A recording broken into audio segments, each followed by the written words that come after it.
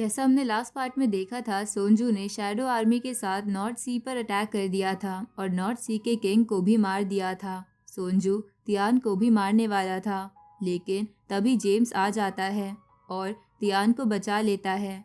लेकिन तभी वहाँ शैडो आर्मी का एक काफ़ी स्ट्रॉन्ग वॉरियर आ जाता है, जो जेम्स पर एक काफ़ी स्ट्रॉन्ग और बड़ा अटैक करता है, जिससे जेम्स का बचना मुश्किल था। पर तभी वहाँ शियाओ आ जाता है और वो उस अटैक को ख़त्म कर देता है। अब आगे तो कहानी की शुरुआत होती है और हम देखते हैं सभी शियाओ को देखकर काफ़ी हैरान थे और शियाओ अपने भाई से कहता है कि वो उन शैडो आर्मी के लोगों से कैसे पिट गया। जेम्स शियाओ को जवाब देता है कि वो थोड़ा लेट आया है, अगर वो थोड़ा जल्दी आता तो वो देखता कि उसने अकेले ही शैडो आर्मी का क्या हाल कर दिया था।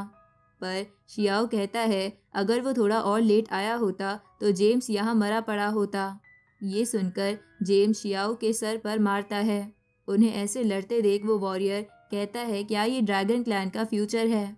ये सुनते ही दोनों भाई उसे चुप रहने की कहते हैं। ये सुनकर तो उसकी बोलती बंद हो जाती है। अब शियाओ पहले उन बेवकूफ़ों को सबक सिखाने की कहता है। शियाओ सभी से कहता है कि उन्होंने उसके ईस्ट ड्रैगन क्लैन पर अटैक करके अच्छा नहीं किया। तियान भी सोच रही थी कि ये कौन है। तभी सोंजू शियाओ से कहता है कि उसे इतने टाइम बाद देखकर काफ़ी अच्छा लगा। शियाओ सोंजू से गुस्से में कहता है कि उसे अपने क्लैन को धोखा देते हुए शर्म नहीं आई। तभी शियाओ सोंजू के बेटे का कटा हुआ सर उसके सामने फेंक देता है, जिसे देखकर सोंजू हैरान हो जाता है। अब शियाओ सोंजू के पास आता है और उसके बेटे का सर उठाकर उसके सर पर मारने लगता है और शियाओ सोंजू को खड़े होने का मौका तक नहीं दे रहा था और ऐसा लग रहा था कि सोंजू शियाओ का नौकर हो। ड्रैगन आर्मी और शैडो आर्मी दोनों काफ़ी हैरान थे। तभी शियाओ बीस्ट बर्ड को बुला लेता है और उसे वो सभी आते ही शैडो आर्मी पर अटैक कर देते हैं। ये सब देखकर शियाओ कहता है अभी तो उसने कुछ किया ही नहीं और उनका ये हाल हो गया।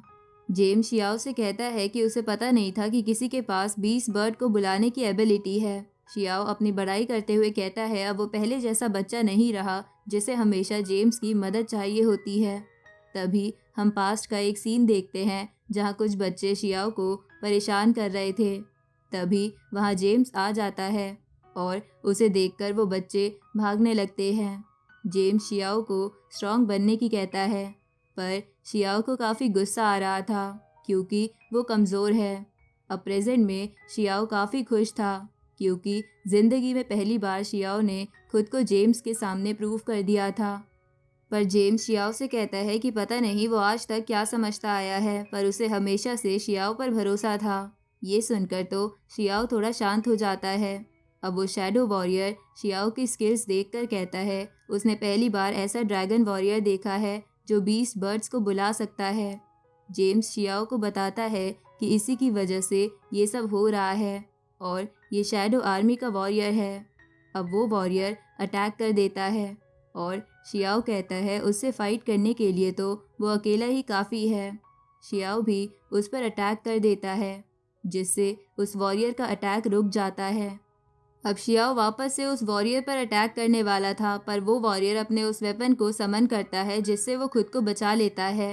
शियाओ भी ये देखकर कहता है उसका डिफेंस काफ़ी ज़्यादा स्ट्रॉन्ग है, पर जेम्स कहता है उसका डिफेंस कितना भी स्ट्रॉन्ग हो उसकी कोई वीकनेस तो ज़रूर होगी।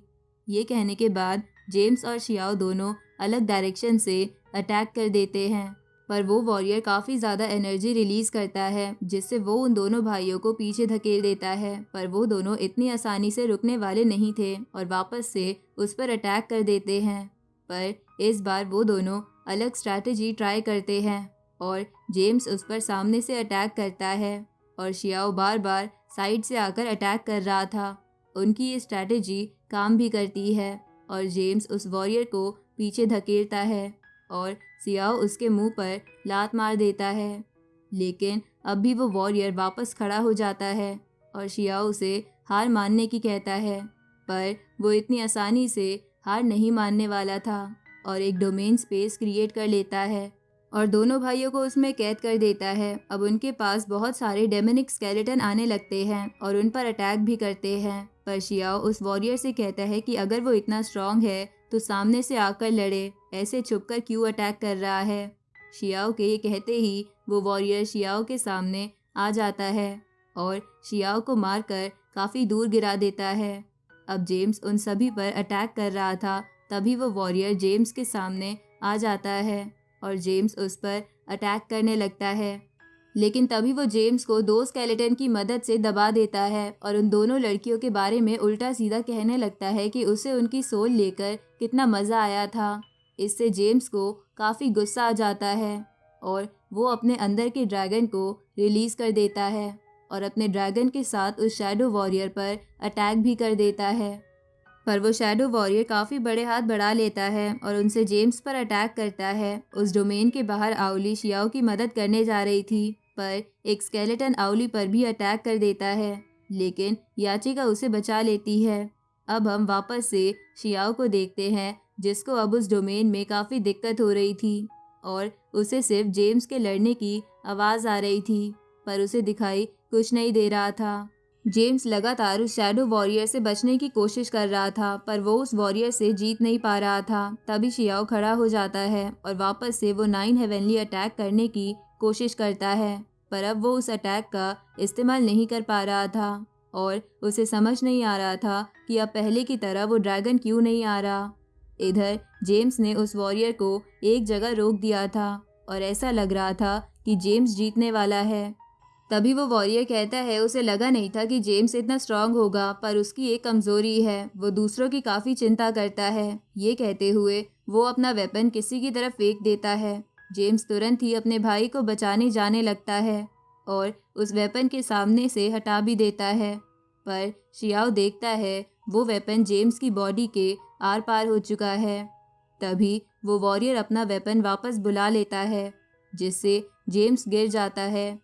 शियाओ रोते हुए जेम्स के पास जाता है और जेम्स स्माइल करते हुए शियाओ से कहता है कि उसने उसे वापस बचा लिया ना। शियाओ रोते हुए जेम्स से कहता है कि भाई मैं तुम्हें कुछ नहीं होने दूंगा। ये सुनकर जेम्स खुश हो जाता है, क्योंकि शियाओ ने पहली बार उसे भाई कहा था। अब जेम्स कहता है उसने जो कुछ भी ड्रैगन क्लैन के लिए किया उसे उसका बिल्कुल पछतावा नहीं है। तभी जेम्स अपनी ड्रैगन स्वॉर्ड शियाओ को दे देता है और उससे कहता है कि आज से ड्रैगन क्लैन उसके जिम्मे है। ये कहकर जेम्स शांत हो जाता है और शियाओ काफ़ी ज़ोर ज़ोर से रोने लगता है, पर वहीं उस शैडो वॉरियर को ये देखने में काफ़ी मज़ा आ रहा था और वो जेम्स का मजाक बनाने लगता है।